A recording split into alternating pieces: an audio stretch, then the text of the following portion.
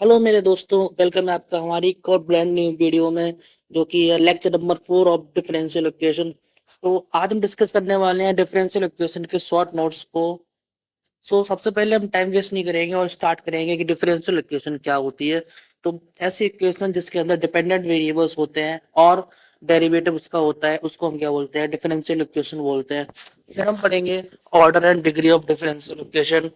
तो जो highest order होता है, हाईएस्ट ऑर्डर डेरिवेटिव होता है हमारी डिफरेंशियल इक्वेशन के अंदर, उसको हम बोलते हैं ऑर्डर ऑफ डिफरेंशियल इक्वेशन। ठीक है, ऑर्डर ऑफ डिफरेंशियल इक्वेशन क्या होता है?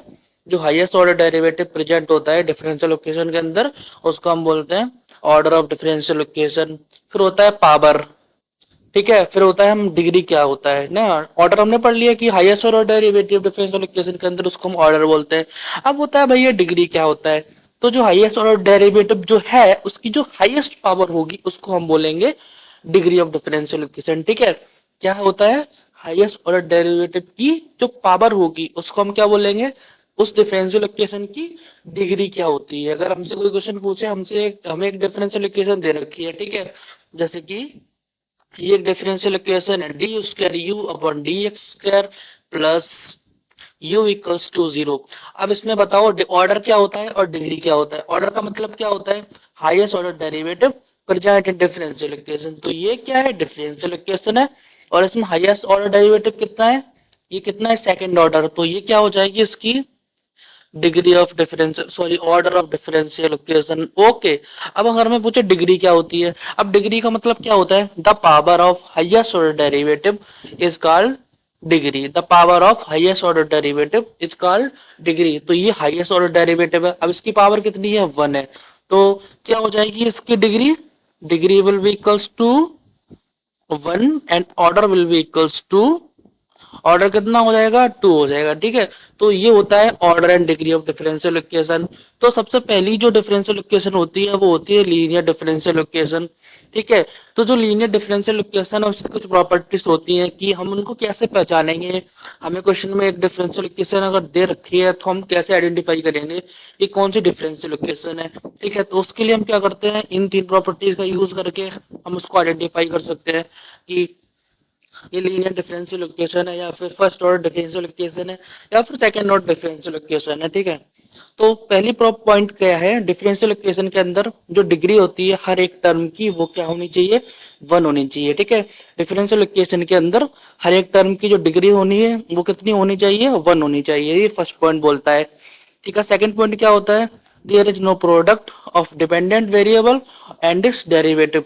मतलब कि अगर हमको डिफरेंशियल इक्वेशन कोई दे रखी है तो उसमें कोई भी दो टर्म ऐसे नहीं हो सकते जिनके अंदर डिपेंडेंट वेरिएबल भी हो और उसका डेरिवेटिव भी हो। ठीक है, क्या क्या हो?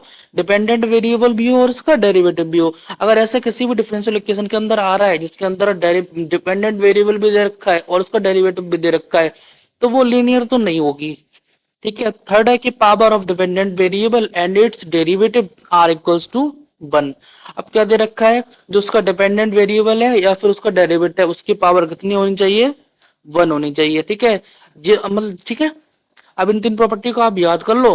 तो जब भी आपको डिफरेंशियल इक्वेशन दे रखी होगी उसको आप इन तीन प्रॉपर्टी का यूज करना। अगर अगर लीनियर है तो हम उसको क्या करेंगे?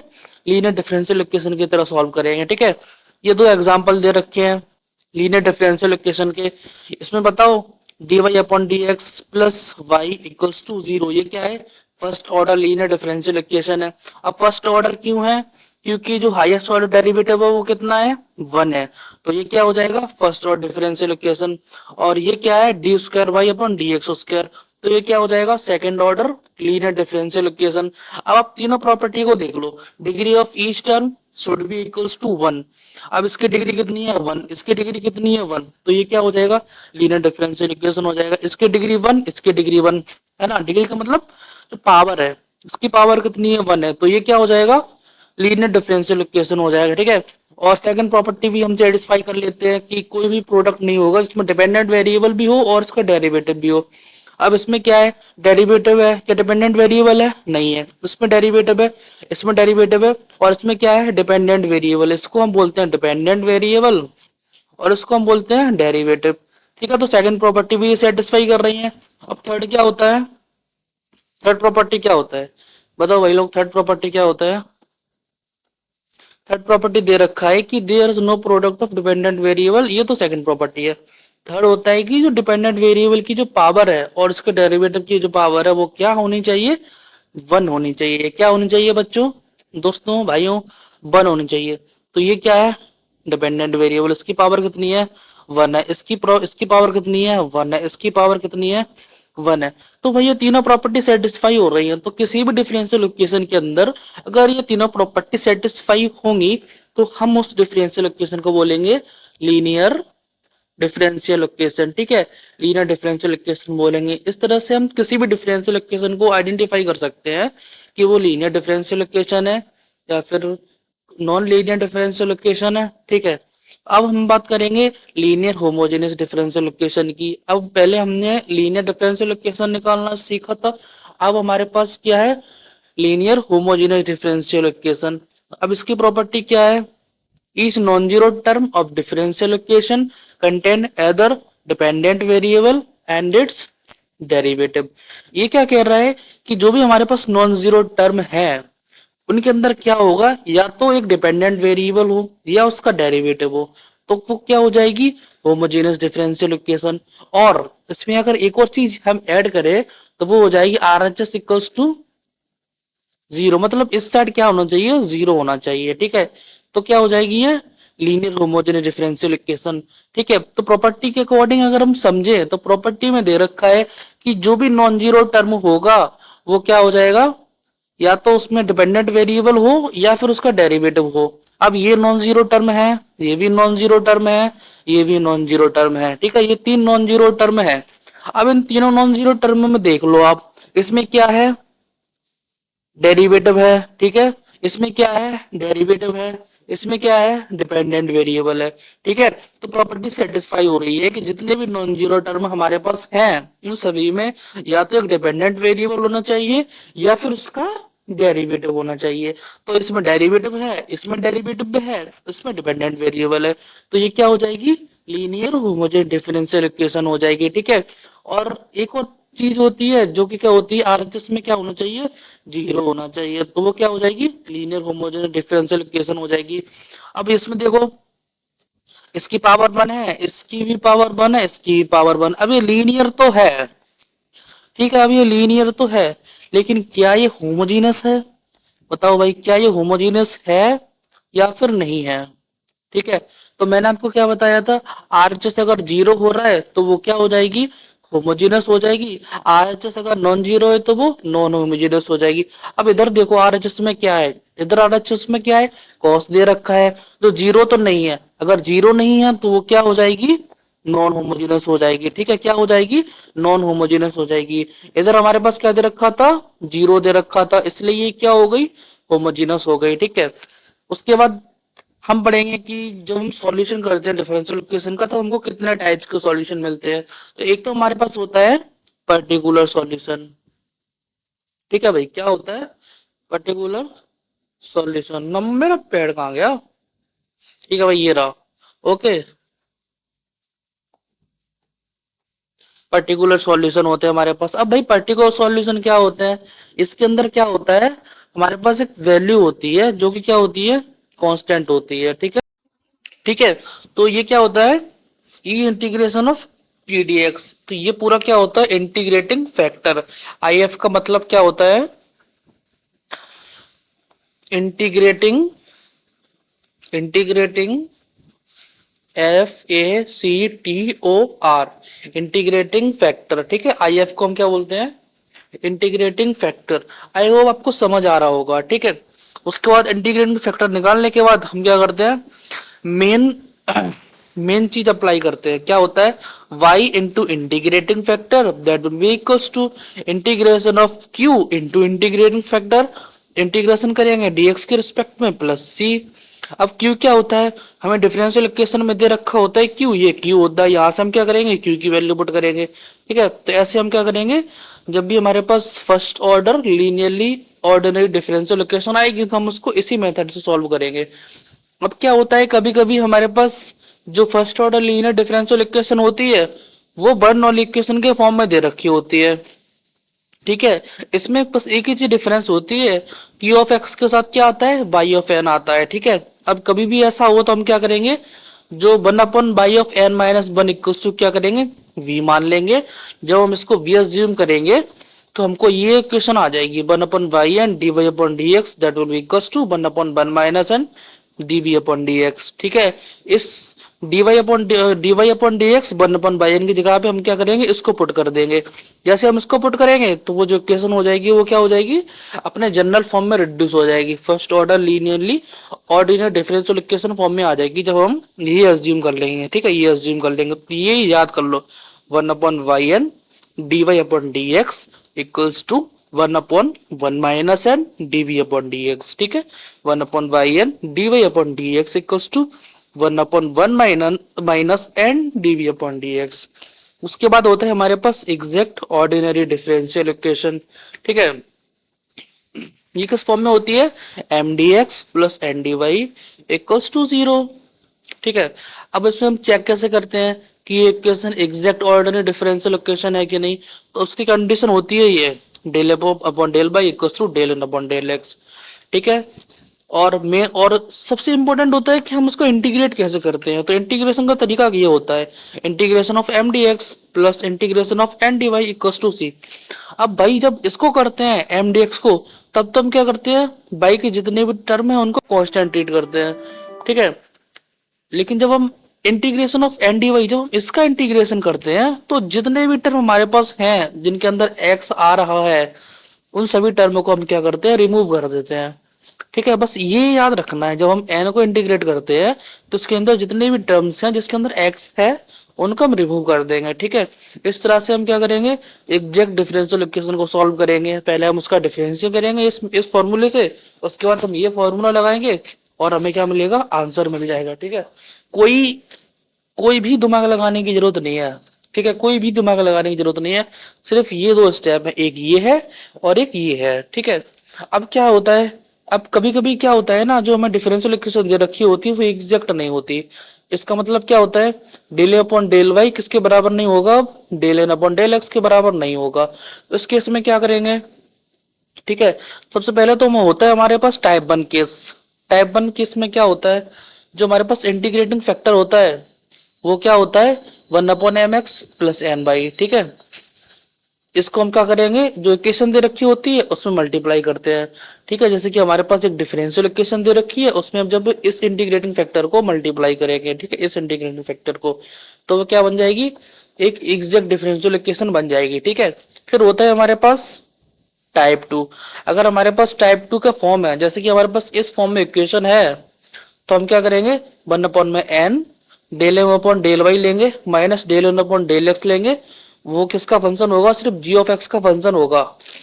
ठीक है, अगर ये हमारी कंडीशन आ रही है तो इंटीग्रेटिंग फैक्टर ये हो जाएगा।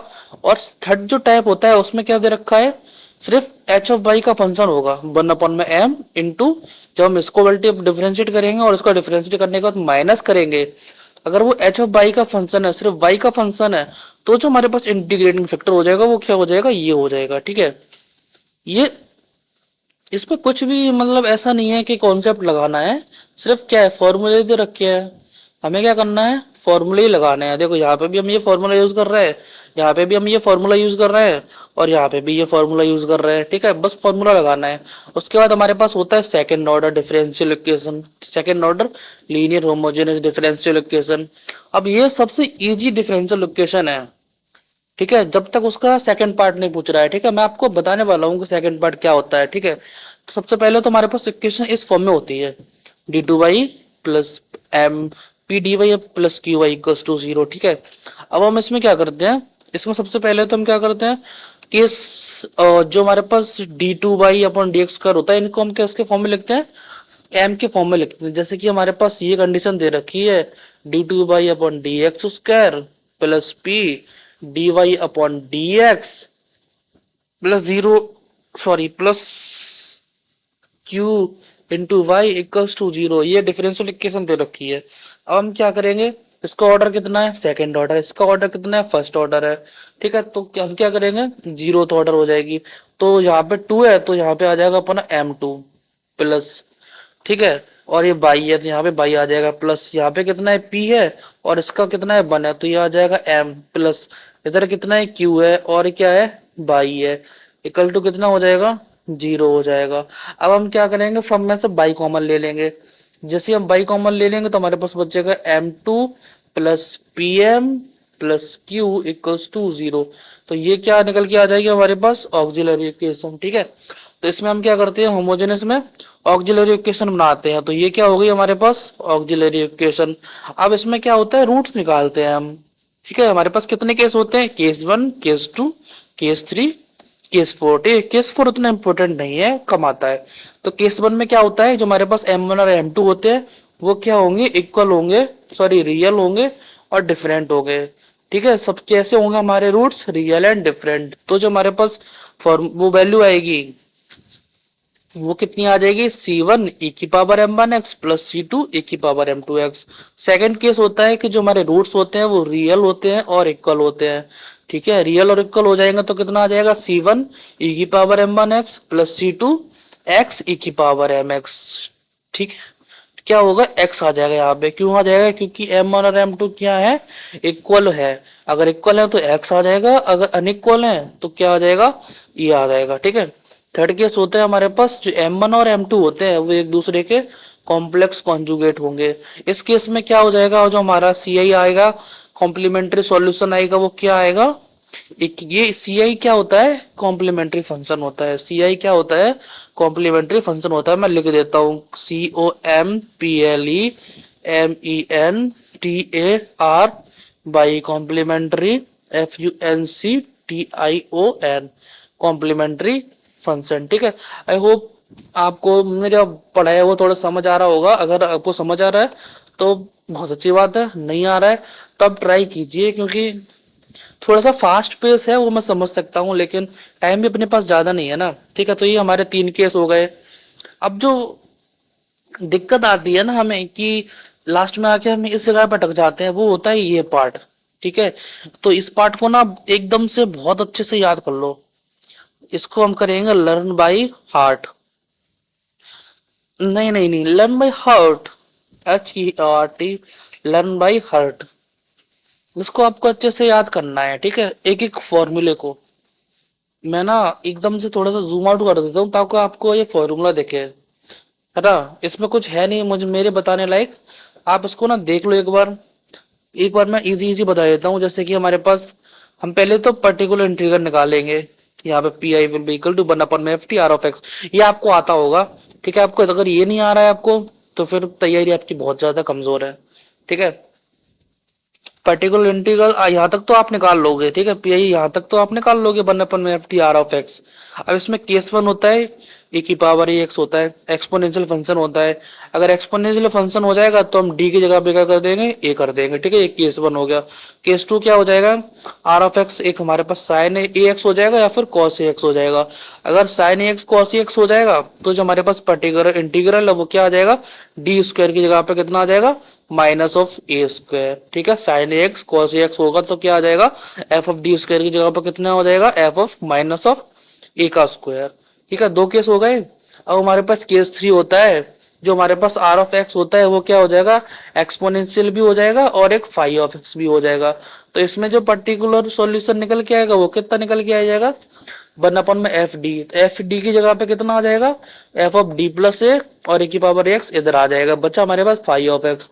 इसको हम फर्दर सॉल्व करेंगे। केस फोर है हमारे पास, आर एक्स टू कितना हो जाए, एक्स इंटू में साइन ए एक्स। तो इसमें हम क्या करेंगे, जो हम पर्टिकुलर इंटीग्रल निकाल लेंगे उसमें हम क्या करेंगे, इमेजिनरी पार्ट लेंगे, वन अपन में एफ टी, एक्स का एक्स, साइन एक्स का क्या हो जाएगा, इमेजिनरी पार्ट हो जाएगा, ए की पावर आइटा एक्स, क्योंकि साइन क्या होता है कि इमेजिनरी फंक्शन होता है। मतलब कि जब हम कॉम्प्लेक्स में पढ़ते हैं ना, साइन को हम इमेजिनरी पार्ट ऑफ फंक्शन लिख देते हैं, कॉस को हम रियल पार्ट ऑफ फंक्शन लिख देते हैं, वैसे ही हम करेंगे। अब हमारे पास एक्सपोनेंशियल फंक्शन है तो उसको इधर लेके डी की जगह पे क्या आ जाएगा, डी प्लस आइटा, इधर एक्स आ जाएगा। सिमिलरली यहाँ पे कॉस का फंक्शन है, केस फाइव हमारे पास कॉस का फंक्शन है तो रियल पार्ट आ जाएगा, एक्सपोनेंशियल है तो इधर आ जाएगा, डी की जगह पे कितना आ जाएगा, डी प्लस आइटा है और इधर आ जाएगा एक्स। ठीक है, ये हमारे पास पांच केस हो गए। उसके बाद हमारे पास लास्ट एक डिफरेंशियल इक्वेशन जिसको हम बोलते हैं कॉची डिफरेंशियल इक्वेशन। इसमें क्या होता है, x2 d2 by/dx², ये होती है कॉची डिफरेंशियल इक्वेशन। ठीक है, आप वीडियो में देख लो ना। और इसको सॉल्व कैसे करते हैं, इसमें हम क्या मानते हैं, x2 d2 by/dx² को हम लिखते हैं dd-1, और x3 अगर आ जाएगी तो हो जाएगा dd-1 d-2, और अगर x dy/dx है तो d हो जाएगी। तो हम इन तीनों चीजों को इसमें पुट कर देते हैं, और x को हम मानते हैं e⁻t। तो जब हम x को e⁻t मानेंगे, जैसे कि हमारे पास होता है x = e⁻t, अब हम क्या करेंगे, इधर हम करेंगे log ऑफ x ना, है ना, हम log ले लेंगे तो कितना हो जाएगा, जैसे इसमें लिखे है ना, taking log on both side. ठीक है, taking log on BOTH। BOTH का मतलब क्या होता है भाई, बहुत, यहाँ पे हो जाएगा SIDS। ठीक है, taking log on both side, तो इधर हो जाएगा log, और log ऑफ e⁻t। ठीक है, अगर आपको लोगों को पता नहीं हो तो मैं बता दूं, log ऑफ एक्सपोनेंशियल क्या होता है, जब भी log और एक्सपोनेंशियल एक दूसरे को कैंसिल कर देते हैं और ये जो होता है वो सामने आ जाता है, तो log of x equals to कितना हो जाएगा, t हो जाएगा। ठीक है, अगर log of x equals to t है तो हम इसको क्या लिख सकते हैं, t equals to log of x। ठीक है, तो x को e⁻t मानना है और इनको तीनों को यूज करना है, और आपका कॉची डिफरेंशियल इक्वेशन भी सॉल्व हो जाएगा यहाँ से।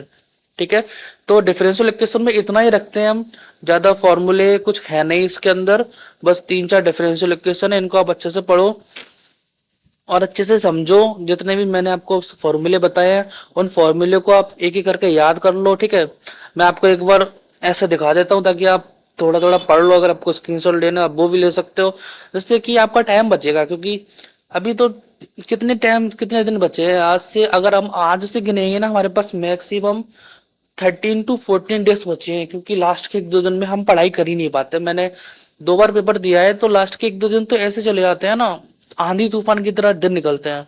ठीक है, एक ये पेज हो गया, एक ये पेज हो गया, एक ये पेज के फॉर्मूले हो गए, एक ये पेज के फॉर्मूले हो गए। ठीक है, एक ये पेज के फॉर्मूले हो गए। तो आई होप मैंने जो वीडियो बनाई है, ठीक है, जो मैं सीरीज चला रहा हूँ, उससे आप लोगों को थोड़ी बहुत हेल्प हो रही है।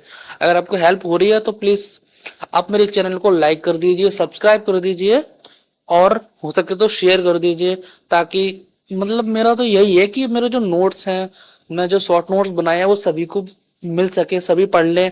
अगर किसी का भला हो रहा है तो हो जाए ना, क्या दिक्कत है ना, ज्ञान बांटने से कम तो होगा नहीं, बढ़ेगा ही। ठीक है, बाकी मिलते हैं आपसे अब नेक्स्ट लेक्चर में, जो कि शायद हम क्वांटम मैकेनिक्स पे बनाने वाले हैं, क्योंकि उसका भी हमारा 2 वीडियो हो चुकी हैं।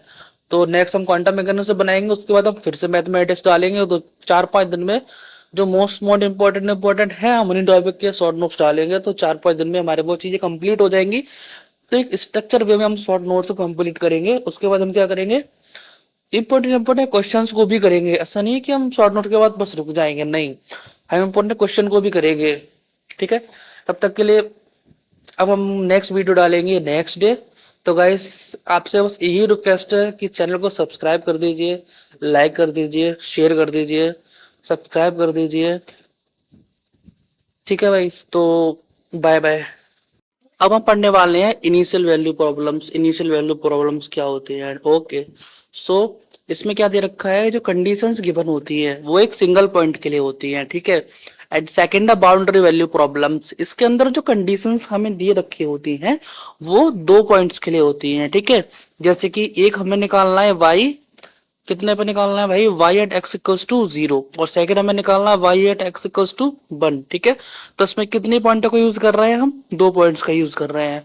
और अगर हमको इनिशियल वैल्यू प्रॉब्लम को एक्सप्लेन करना होता तो हम कैसे करते हैं, y एट 0 इक्वल्स टू 0।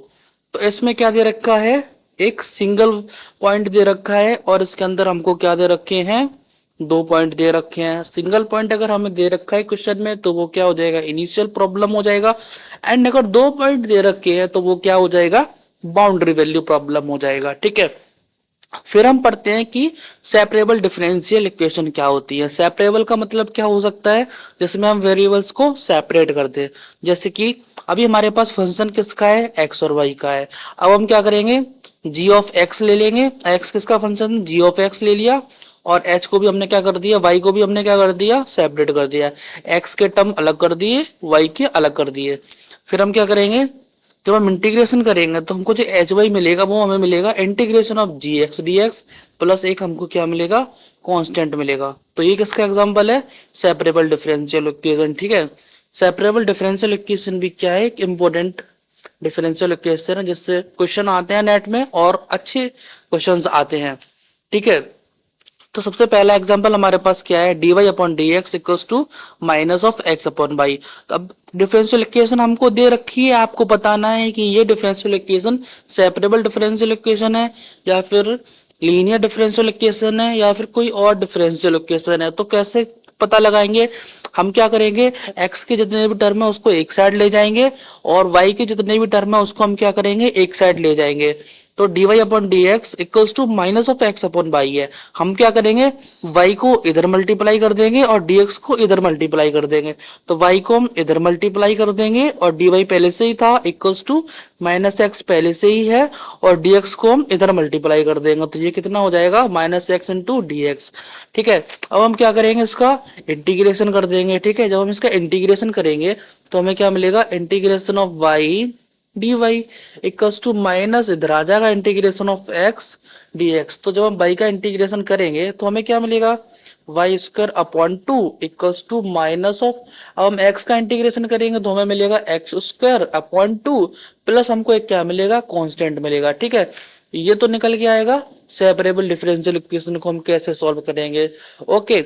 अब हमें एक और इम्पोर्टेंट पॉइंट है जो मैं आपको बताना चाहता हूँ, वो होता है कि अगर हमारे पास नेगेटिव रियल नंबर है, नेगेटिव रियल नंबर का मतलब क्या होता है, जैसे कि रियल नंबर तो होते हैं 1 2 3 4, अगर नेगेटिव का मतलब माइनस लगा दो तो ये क्या हो जाएगा, एक नेगेटिव रियल नंबर हो जाएगा। ठीक है, तो ये मैंने आपको एग्जांपल दिया है कि नेगेटिव रियल नंबर क्या होते हैं। तो ये क्या होता है, एक नेगेटिव रियल नंबर होता है, -7 हो गया, -6 हो गया, -5 हो गया, -4 हो गया, ये सारे के सारे क्या होते हैं, नेगेटिव रियल नंबर होते हैं। अब क्वेश्चन में अब ये एक नोट पॉइंट दे रखा है कि जो नेगेटिव रियल नंबर्स होते हैं उनके लिए लॉग क्या होता है, डिफाइन तो होता है लेकिन एक कॉम्प्लेक्स क्वांटिटी होती है। ठीक है, नेगेटिव रियल नंबर के लिए क्या होता है भाइयों, लॉग डिफाइन होता है लेकिन एक कॉम्प्लेक्स क्वांटिटी होती है। ठीक है, इसलिए हम जब भी कभी नेगेटिव आ जाता है तो हम इसको क्या कर देते हैं, नेगलेक्ट कर देते हैं या फिर जीरो कर देते हैं। फिर सेकंड डिफरेंशियल इक्वेशन हमारे पास क्या है, reducible to separable differential equation. ठीक है, अब ये जो है सेपरेबल डिफरेंशियल इक्वेशन है, ये आपको सीधी सीधी दे रखी होगी।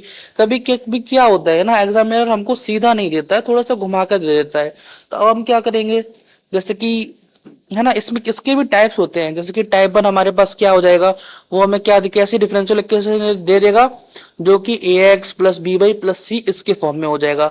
अगर कभी भी आपको ऐसी डिफरेंशियल इक्वेशन आए जो इस फॉर्म में हो, आप क्या करोगे, आप क्या करोगे, जो फंक्शन दे रखा है a x plus b y plus c, उसको हम क्या मान लेंगे, कोई कांस्टेंट वी मान लेंगे। उसके बाद हम क्या करेंगे, जो हमने वी माना है उसको हम क्या करेंगे, डी एक्स से डी अपॉन डी एक्स से क्या कर देंगे, डिफरेंशिएट कर देंगे। ठीक है, तो यहाँ पे कितना था, a x plus b y plus c. अब इसको एक्स से डिफरेंशिएट करेंगे तो कितना मिलेगा, ए मिल जाएगा। इसको हम भी एक्स से डिफरेंशिएट कर देंगे तो कितना हो जाएगा, d Y upon D x हो जाएगा। अब ये तो कांस्टेंट है, अब इसको अपन डिफरेंशिएट करेंगे तो कितना आएगा, जीरो आ जाएगा। ठीक है, तो कितना आ जाएगा यहाँ पे हमें, a plus b d Y upon D x equals to d we upon D x. तो अब हम क्या करेंगे, इनको सेपरेट कर देंगे तो ये क्या हो जाएगा, v का फंक्शन हो जाएगा और ये क्या हो जाएगा, x का फंक्शन हो जाएगा। ठीक है, तो ये एक टाइप हो गया हमारे पास, एक सेपरेबल डिफरेंशियल इक्वेशन पहले नहीं थी। ठीक है, अब हमने क्या किया, थोड़ा सा उसमें अरेंजमेंट किया, थोड़ा सा हमने कुछ वैल्यू मानी, ये हमने क्या किया, लेट किया और लेट करने के बाद क्या हो गया, हमारे पास एक फंक्शन आ गया जिसमें एल एच एस सिर्फ v का फंक्शन है और आर एच एस एक्स का फंक्शन है। ठीक है, ये किसका फंक्शन है, x का फंक्शन है और ये किसका फंक्शन है, v का फंक्शन है। ठीक है, ऐसे आप कर सकते हो। और टाइप 2 भी होता है हमारे पास, जो हमारे पास d Y upon D x equals to f of x y. ठीक है, आप थोड़ा सा डिफरेंस समझें, इसमें दे रखा है a x plus b y plus c. अब जो हमारे पास फंक्शन है उसमें कोई कांस्टेंट वैल्यू नहीं है। ठीक है, एफ ऑफ एक्स वाई का फंक्शन है।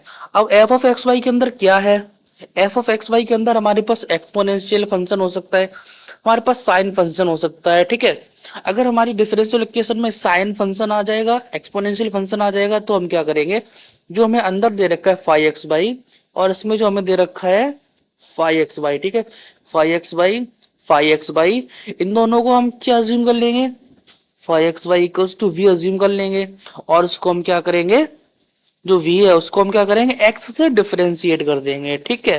तो जब हम उसको x से डिफरेंशिएट करेंगे तो हमको dy अपॉन dx मिल जाएगा, ठीक है। इस dy अपॉन dx को जो हमें डिफरेंशियल इक्वेशन दे रखी है हम उसमें पुट कर देंगे। जब हम उसमें पुट कर देंगे तब ये फिर से क्या बन जाएगी, सेपरेबल डिफरेंशियल इक्वेशन बन जाएगी, जो कि यहाँ पे बन गई है, ठीक है। अब ये कितना है, one minus d we upon D x equals to one minus x tan v. अभी ना ये प्रॉपर सेपरेबल नहीं है, अगर अब इसमें थोड़ी सी ना अभी हम कैलकुलेशन कर सकते हैं। अब ये प्लस का बन है, ये भी प्लस का बन है, ये आपस में क्या हो जाएगा, कैंसिल हो जाएगा। हमारे पास क्या हो जाएगा, minus d we upon D x equals to minus x into tan v. अब हम क्या करेंगे, x को उधर पहुंचा देंगे, v को हम इधर ले आएंगे, तो इधर आ जाएगा minus d we upon tan v, और इधर आ जाएगा minus of x into d x. अब आप बताइए ये सेपरेबल है कि नहीं, बताओ भाई, है ना। अब इसको हम बोल सकते हैं सेपरेबल डिफरेंशियल इक्वेशन, है ना। सेपरेबल डिफरेंशियल इक्वेशन क्यों बोल सकते हैं, क्योंकि इसमें क्या है, x एक ये x का फंक्शन है और ये v का फंक्शन है, तो ये क्या हो जाएगी, एक सेपरेबल डिफरेंशियल इक्वेशन हो जाएगी। ये हमारा सेकंड टाइप हो जाएगा। अब हम पढ़ेंगे कि थर्ड टाइप क्या होता है भाई डिफरेंशियल इक्वेशन का। थर्ड टाइप में क्या होता है, हमारे पास ऐसी डिफरेंशियल इक्वेशन होती है जिसमें ऊपर जो न्यूमरेटर होता है वो एफ ऑफ एक्स वाई होता है, डिनोमिनेटर होता है वो फाइव ऑफ एक्स वाई होता है, ठीक है। अब जब कभी भी हमारे पास ऐसी कंडीशन आ जाए कि जो न्यूमरेटर है ये क्या है, न्यूमरेटर है, ये डिनोमिनेटर है, अब इन दोनों की अगर डिग्री सेम हो जाएंगी, ठीक है, इसकी भी डिग्री मान लो टू हो गई, वन हो गई, इसकी भी डिग्री मान लो वन हो गई, अगर दोनों की डिग्री सेम हो जाती है तो वो क्या हो जाएंगे, होमोजेनस हो जाएंगे। इस केस में हम क्या करते हैं, जो फंक्शन के अंदर दे रखा होता है क्या बोलते हैं, y अपॉन में x इक्वल, इसको हम क्या पुट कर देते हैं, v पुट कर देंगे। तो जहां पे भी y होगा हम उसकी जगह पे क्या पुट कर देंगे, x इंटू v। उसके बाद हम क्या करेंगे, इस y का x के रिस्पेक्ट में डिफरेंशिएट करेंगे, तो क्या हो जाएगा, dy upon dx equals to, इधर क्या आ जाएगा, x को डिफरेंशिएट करेंगे वन आ जाएगा, हमें इधर क्या मिलेगा, v मिलेगा, प्लस अब हम क्या करेंगे, x को सेम रखेंगे, v को डिफरेंशिएट करेंगे, तो इधर क्या मिलेगा हमको, dv अपॉन dx मिलेगा। तो हम dy अपॉन dx निकल के आ जाएगा, ठीक है। अब इस dy अपॉन dx को हम क्वेश्चन में पुट कर देंगे यहाँ पे, और हम क्या करेंगे, एक सेपरेबल इक्वेशन बना लेंगे। तो ऐसे ही हमारे पास तीन मेथड्स हैं, इन तीन मेथड्स की मदद से हम एक सेपरेबल डिफरेंशियल इक्वेशन क्रिएट कर सकते हैं, ठीक है। उसके बाद हमारे पास है general form of first order linear ordinary differential equation, ठीक है। तो ये इक्वेशन क्या है, मोस्ट इंपोर्टेंट है, क्योंकि काफी एग्जामों में ये इक्वेशन आ चुकी है, और काफी एग्जामों में से काफी रिपीट क्वेश्चन भी आए हैं, जैसे कि गेट में आया है इससे क्वेश्चन, नेट में आया है, ठीक है। और ये सबसे इजी भी है, कुछ नहीं लगता, बहुत आसान है। आप 2 मिनट 10 मिनट भी अगर आप इसको अच्छे से पढ़ोगे आप पढ़ लोगे, ठीक है। तो क्वेश्चन इक्वेशन किस फॉर्म में होती है, इक्वेशन होती है इस फॉर्म में, ठीक है। जहाँ पे पी क्या होता है, पी और क्यू क्या होते हैं, ये पी हो गया और ये क्यू हो जाएगा, ठीक है। पी और क्यू क्या होते हैं, एक्स के फंक्शन होते हैं, ठीक है। ये क्या है, वाई का वेरिएबल है, ठीक है। इसमें सबसे पहले हम ये निकालते हैं इंटीग्रेटिंग फैक्टर, ठीक है। ये क्या होता है, e integration of p d x, तो ये क्या होता है, इंटीग्रेटिंग फैक्टर होता है।